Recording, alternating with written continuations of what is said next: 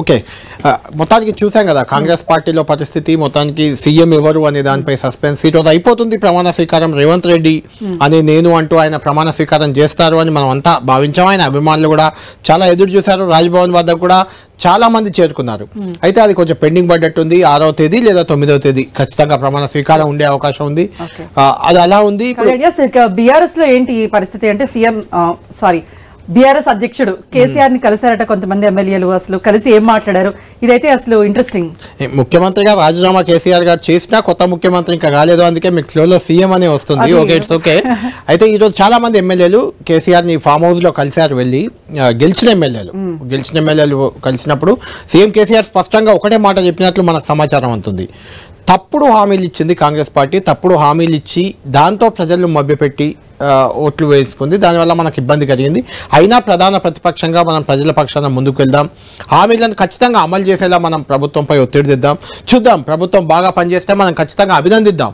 ప్రభుత్వం బాగా పనిచేయాలి, ప్రజలకు చేరువ కావాలి, ప్రజలకు లాభం జరగాలి. అల్టిమేట్గా ప్రతిపక్ష పాత్ర మనం పోషిస్తూ ప్రజలకు లాభం జరిగేలా చూడాలి. ప్రజలకు సేవ చేసేలా ప్రభుత్వాన్ని మనం గైడ్ చేయాలి. నిర్మాణాత్మక ప్రతిపక్షంగా ఉండాలంటూ కూడా ఎమ్మెల్యేలకు హితబోధ చేసినట్లు మనకు తెలుస్తుంది. కొత్త రోల్ అంటే తెలంగాణ ఏర్పడిన తర్వాత 10 ఏళ్లుగా అధికారంలోనే ఉంది బీఆర్ఎస్ పార్టీ, బీఆర్ఎస్ ప్రభుత్వం అధికారంలో ఉంది. ఇప్పుడు ప్రతిపక్ష పాత్రలోకి వెళ్ళబోతుంది. అంతకుముందు తెలంగాణ ఏర్పాటుకు ముందు కూడా ప్రతిపక్ష పాత్రలోనే బీఆర్ఎస్ పార్టీ ఉన్నప్పటికీ అప్పుడు కేసీఆర్ లేరు అసెంబ్లీలో.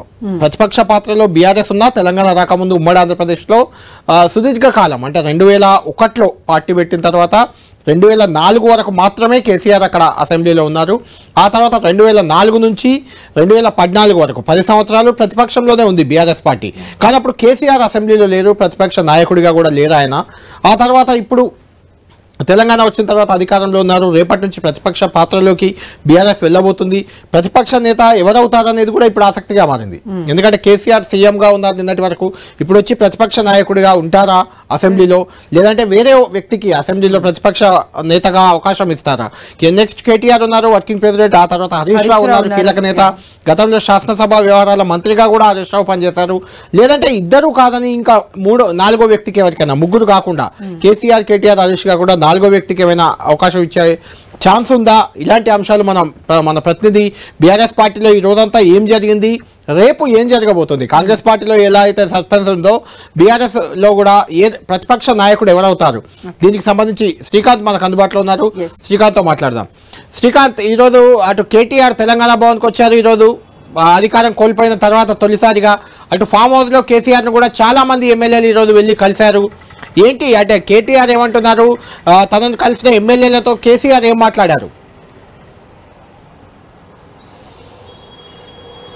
కళ్యాణ్, ఈరోజు తెలంగాణ భవన్లో కేటీఆర్ పలువురు ఎమ్మెల్యేలు, పలువురు ఎన్నికల్లో పోటీ చేసిన అభ్యర్థులతో భేటీ కావడం జరిగింది. ఎమ్మెల్యేలతో ప్రధానంగా నగరానికి చెందిన ఎమ్మెల్యేలు, పెద్ద ఎత్తున విజయం సాధించిన ఎమ్మెల్యేలు కేటీఆర్ను కలిశారు. వారితో సుదీర్ఘంగా కేటీఆర్ సమావేశం కూడా నిర్వహించారని చెప్పుకోవచ్చు. ఈ సమావేశంలో ప్రధానంగా రాష్ట్రంలో కాంగ్రెస్ పార్టీకి అధికారం దక్కిన నేపథ్యంలో బీఆర్ఎస్ పార్టీగా రాబోయే రోజుల్లో ఎలా వ్యవహరించాలన్న అంశంపై కేటీఆర్ ఎమ్మెల్యేలతో చర్చించినట్టు తెలుస్తుంది. దీనికి సంబంధించి ఇప్పటికిప్పుడే మనం తొందరపడాల్సిన అవసరం లేదు, ప్రభుత్వానికి సహకరించాల్సి ఉంటుందన్న ఒక సూచనప్రాయంగా తన అభిప్రాయాన్ని వెల్లడించినట్టు తెలుస్తుంది.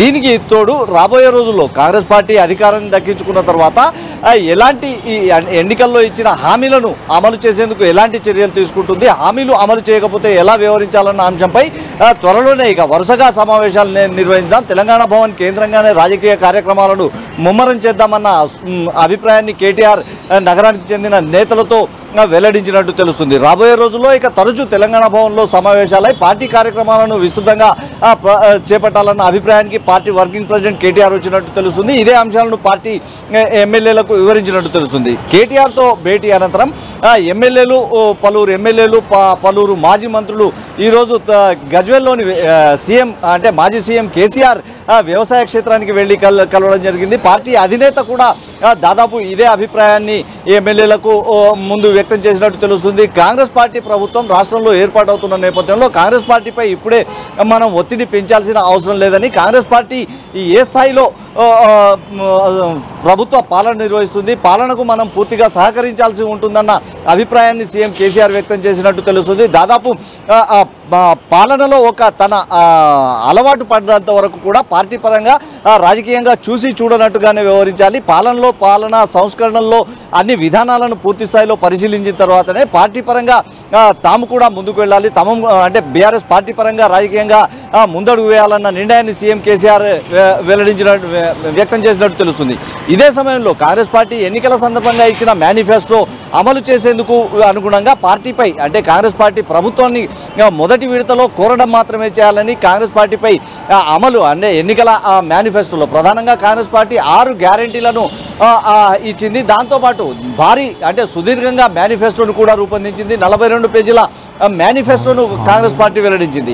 ఈ అన్ని అంశాలను పరిగణలోకి తీసుకుంటూనే 6 హామీలతో పాటు 42 అంటే పేజీలతో విడుదల చేసిన మేనిఫెస్టోను అమలు చేసేందుకు కాంగ్రెస్ పార్టీ అనుసరించబోతున్న విధానాన్ని పరిశీలించి ఆ తర్వాతే కార్యాచరణ సిద్ధం చేద్దామని కేసీఆర్ అభిప్రాయం వ్యక్తం చేసినట్టు తెలుస్తుంది.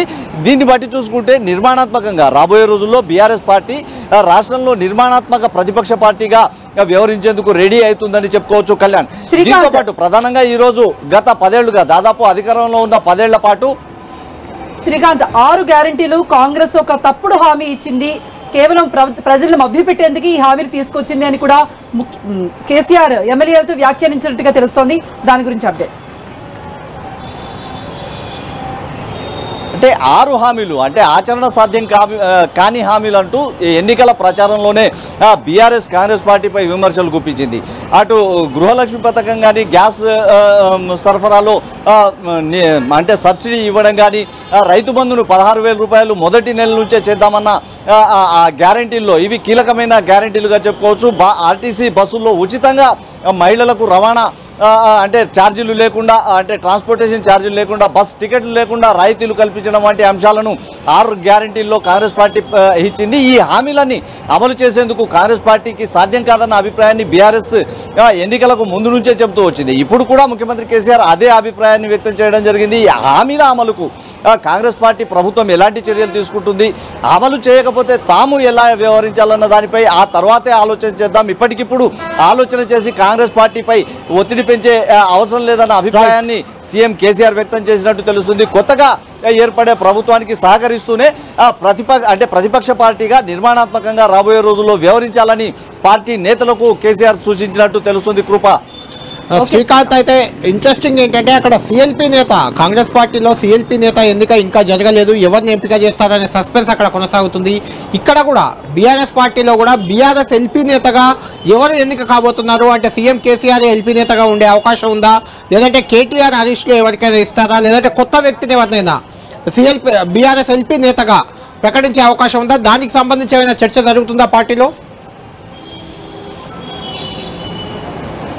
పార్టీలో దీనికి సంబంధించి ఇప్పటి వరకు ఎలాంటి చర్చలు జరగడం లేదు. పార్టీ శాసనసభ్యులతో త్వరలో పార్టీ భేటీ కానుంది. ఈ సమావేశం సందర్భంగా పార్టీ అధినేత కేసీఆర్ బీఆర్ఎస్ ఎల్పీ నేతను ఖరారు చేసే అవకాశం ఉంటుంది. అయితే పార్టీ గత ఆనవాయితీని చూసుకుంటున్నట్లయితే పార్టీ ప్రతిపక్షంలో ఉన్న సందర్భంలో ఎప్పుడు కూడా అంటే పార్టీ కీలక నేతలు కేసీఆర్ కానీ, కేటీఆర్ కానీ, హరీష్ రావు కానీ శాసనసభాపక్ష నేతలుగా వ్యవహరించలేదు.